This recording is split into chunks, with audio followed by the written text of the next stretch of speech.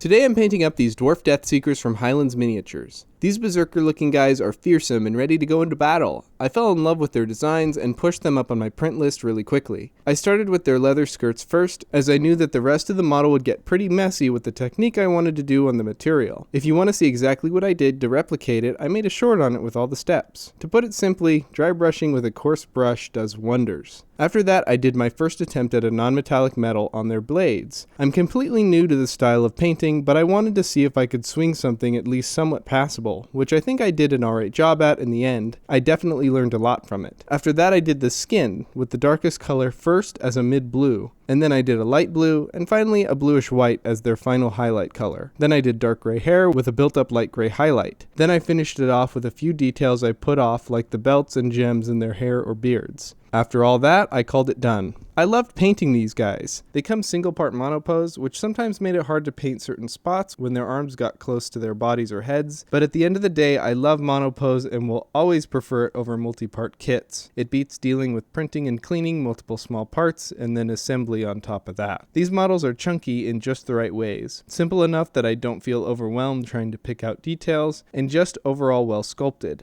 I think at this point I'm a forever fan of Highlands Minis. I just can't wait to see what other models they release each month, and if you want to hear me sing their praises some more, check out the video where I paint their swamp goblins.